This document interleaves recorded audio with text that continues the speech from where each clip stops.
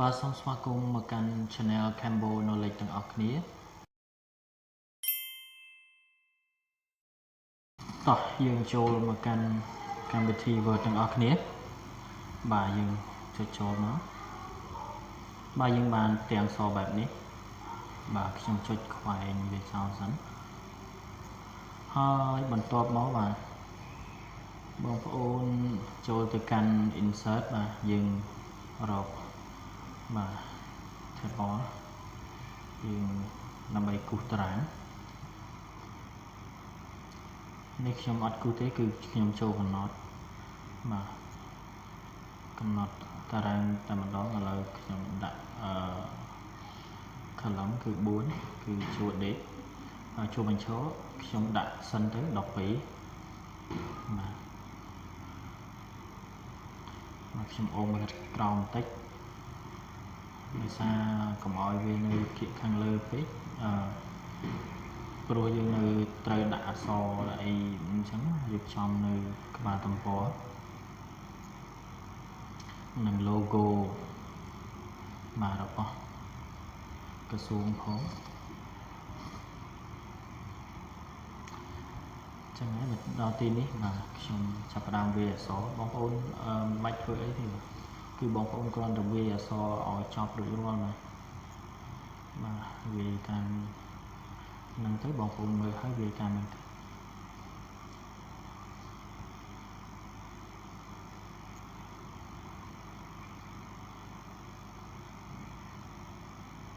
បាទទីនេះមានខ្លួនបាទកន្លែងនេះខ្ញុំដាក់page បាទ page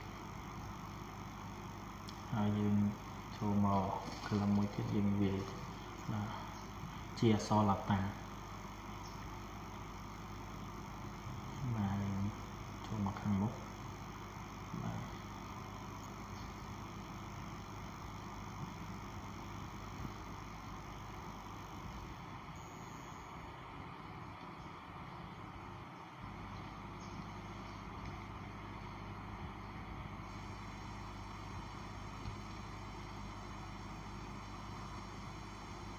បាទបងប្អូនវាអក្សរតាមហ្នឹងមក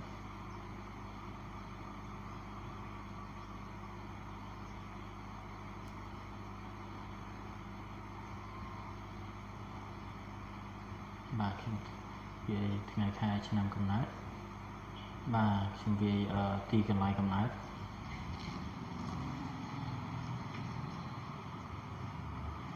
បាទខ្ញុំដាក់ភូមិមក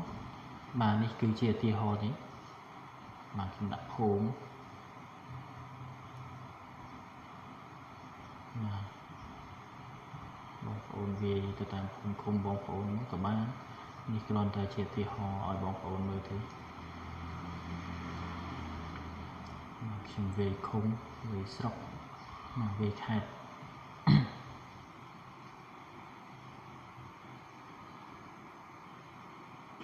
បាទយើងវាយរៀបរាល់ហើយបន្តមកយើងចូលបន្តមកក្រោមមកបាទយើងវាយឪពុកនិងម្ដាយហើយមកដាក់ខាងមុខមកយើងដាក់ឪពុកម្ដាយយើងចូលបន្តមកខាងក្រោមបាទយើងវាយនាមត្រកូលនិងនាមខ្លួនបាទនេះហើយបន្តមកយើងចុះបន្តមកក្រោមមួយទៀតយើងដាក់ជាអក្សរឡាតាំង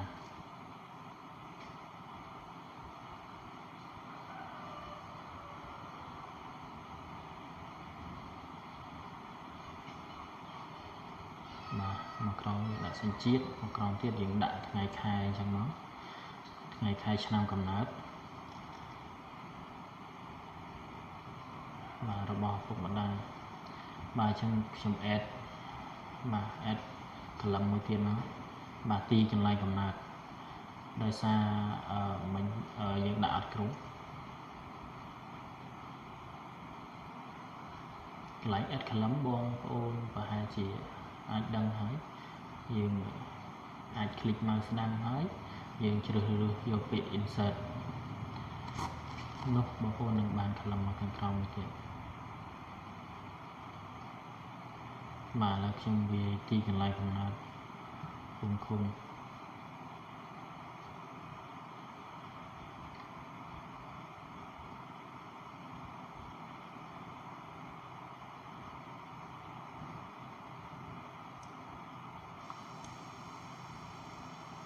បាទខ្ញុំអេតកន្លែងនេះមួយទៀត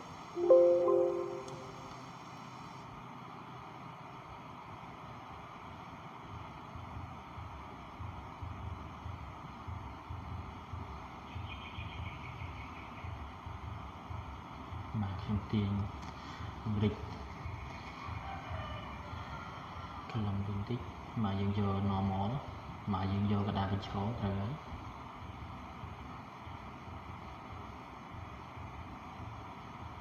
បាទបន្តមកកន្លែងនេះបងប្អូនត្រូវចូលមើលបាទមើលឲ្យទៅជា column តែមួយបាទយើងចុចមើលវាទៅបាទមើលកន្លែងនេះបងប្អូនត្រូវមើល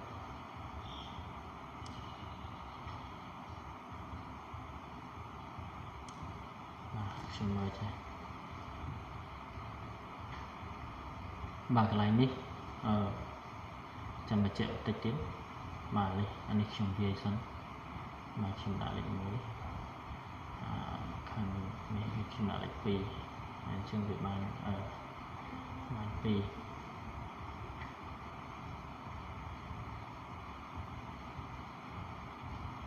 បាទខ្ញុំឲ្យវាចូលតែមួយសិនបាទមកដល់ខាងក្រោមនេះកន្លែងពុកបណ្ណានៅខាងមុខគឺមានតារាងច្រើនកលំច្រើនអញ្ចឹងយើងត្រូវមើលវាបាទមើលយើង select all ប៉ុណ្ណឹងមើលយើងយកពាក្យ split cell បាទ split cell យើងវាយក column យើងយកតែ2ទេបាទគឺពុកនឹងបណ្ដាយបាទកន្លែង number of row បាទយើងយក6ហ្នឹងមកព្រោះអីវាមាន6 column មកខាងក្រោមបាទយើងគ្រាន់តែវាយលើហ្នឹងបាទគឺរួចរាល់បាទកន្លែងនេះបាទមកដល់ខាងក្រោមយើង select វាទៅហើយយើងបាទយើងមើលវាទៀតទៅបាទកន្លែងទីកន្លែងកំណើតនេះបាទអធិស្ឋានកន្លែងហ្នឹងយើងដាក់នេះទេបាទបងប្អូនដាក់ឃុំមកខាងមុខទេហើយខាងនោះក៏អញ្ចឹងដែរបាទអធិស្ឋានកន្លែងនេះចាំចុងនៃវីដេអូខ្ញុំនឹងបន្ថែមបាទខ្ញុំនឹងខាត់ទីតាំងកន្លែងកំណើតដាក់ឃុំហ្នឹងមកដាក់ខាងមុខនេះវិញ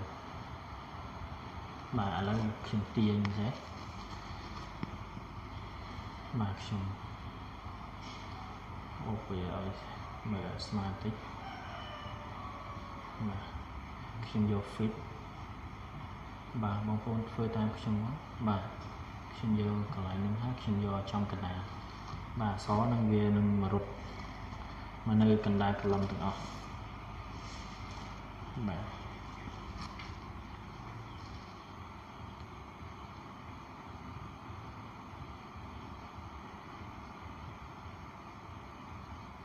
បាទកន្លែងនេះគឺខ្ញុំបានកន្លែងព្រះរាជាណាចក្រកម្ពុជានេះគឺបានមកពីបាទខ្ញុំអត់បានថតដោយសារខ្ញុំភ្លេច record បាទកន្លែងនេះបងប្អូនអាចចូល insert មកហើយបងប្អូនជ្រើសរើសយកពាក្យ save ហើយបងប្អូនយកមកគូរលើនឹងមកបាទយើងនឹងបានកន្លោនបាទដូចនេះបាទឥឡូវដោយសារខ្ញុំមានហើយអញ្ចឹងខ្ញុំលុបវាចោលវិញបាទខ្ញុំមកបាទខ្ញុំ copy មកបាទចុច control ហើយយើងចាប់អូសមកយើងដាក់ cursor ឲ្យចេញ4ជ្រុងចឹងហើយយើងចុច control យើងអូសមកតែម្ដងបាទ copy ហើយយើង insert បាទយើង add text បាទ add text ចូលទៅយើងវាយអក្សរបាទលេខ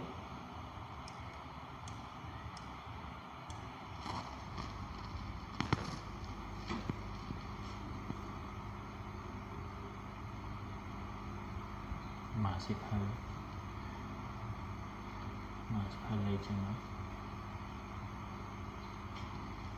បាទកន្លែងនេះសិភៅអាចដាក់សិភៅគ្រួសារក៏បាននឹងបងប្អូនបើមានគំរូផ្សេងពីហ្នឹងបងប្អូនអាចធ្វើគំរូផ្សេងនេះគ្រាន់តែខ្ញុំសង្ខេបទេបាទថារបៀបធ្វើវាយ៉ាងម៉េចបាទបងប្អូនបាទកន្លែងនេះ យើងអេតិចតែមកយើងដាក់ខេត្តក្រុងមកណាស្រុកខណ្ឌ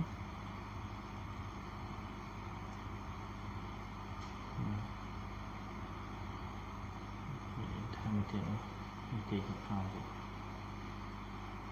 មកវាអសតាមហ្នឹងមកគុំសង្កាត់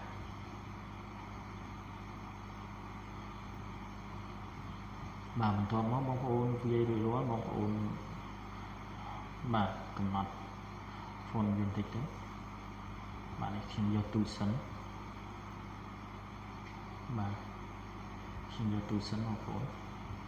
បាទយើងងាយស្រួលយើងលៃលករកកន្លែងដាក់សិនបាទយើងអូសទាញមកពង្រីកពង្រួមវាបើវាសមរម្យហើយយើងបាទ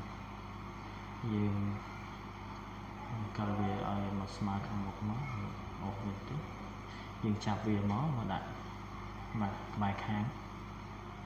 បាទខ្ញុំ format pen មួយយក font វិញបាទខ្ញុំទាញឲ្យតូចតិចបាទខ្ញុំទាញខាងនេះយកមកដាក់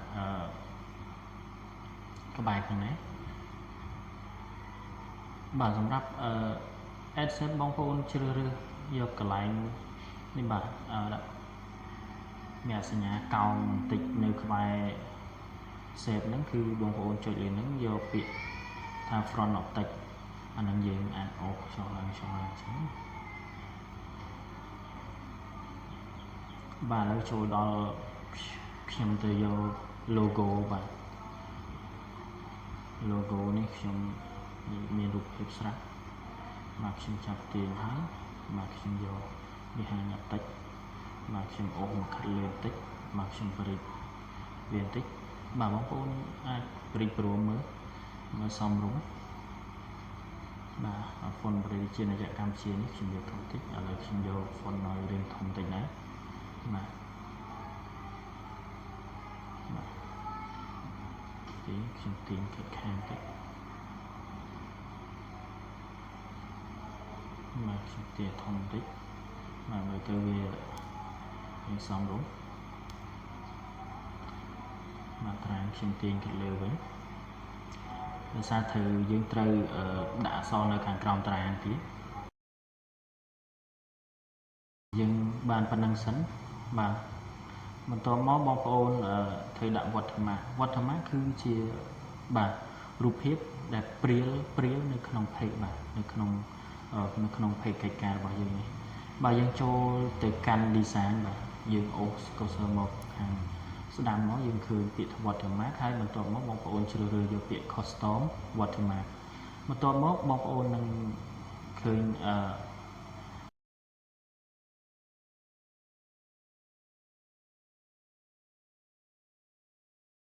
load ឲ្យតារាងមួយនេះបាទបងប្អូនជ្រើសរើសយកពាក្យ picture watermark ហើយបងប្អូនធីកកន្លែង select file ហ្នឹងមកហើយបងប្អូនជ្រើសរើសប្រើយើងចូលមកកាន់កន្លែង picture របស់យើងបាទយើងចុចលើ picture របស់យើងមកបាទហើយយើងចុចពី insert បាទកន្លែងនេះបងប្អូនអាចដាក់ auto ទៅវារត់ fit ដោយខ្លួនឯងហើយបងប្អូនអាចដោះគ្រីសនឹងចេញទៅបាទ apply បើសិនជាកន្លែងហ្នឹងបើសិនជាច្បាស់ពេកឬមិនសូវច្បាស់បងប្អូនអាចចូលទៅកាន់ watermark ម្ដងទៀតក៏បានដែរហើយទៅកែសម្រួលទៅតាមចំណង់ចំណូលចិត្តបងប្អូនចឹងទៅបាទកន្លែងនេះខ្ញុំកែ watermark មករៀងព្រាលបន្តិចដោយសារពីមុនវារៀងច្បាស់ពេកបាទឥឡូវខ្ញុំចូលមកកាន់ខាងក្រោមតារាងនេះខ្ញុំបាទ copy set មួយបាទខ្ញុំយកមកផាសនៅទីនេះបាទខ្ញុំយកមកផាសហើយខ្ញុំអូសមកខាងនេះហើយខ្ញុំបាទ edit វាខ្ញុំលុបអក្សរឲ្យចោលបាទខ្ញុំវាយបញ្ចូលនៅបាទថ្ងៃធ្វើនៅបាទថ្ងៃទីខែឆ្នាំបាទកន្លែងនេះគឺជាកន្លែងបោះត្រាភូមិឃុំឬក៏បាទស្ថាប័ន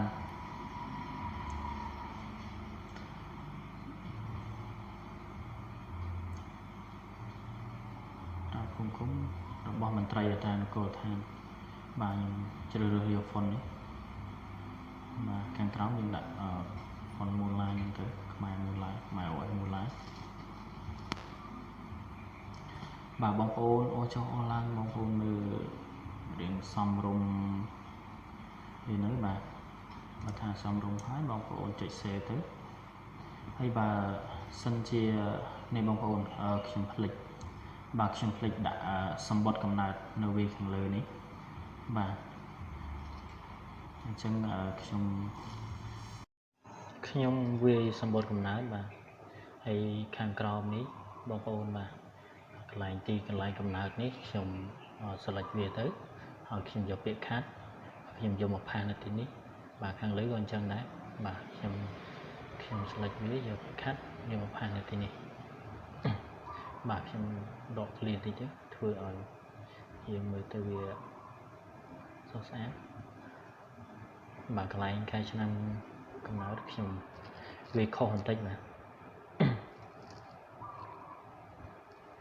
បាទមើលឃើញត្រឹមត្រូវហើយបាទ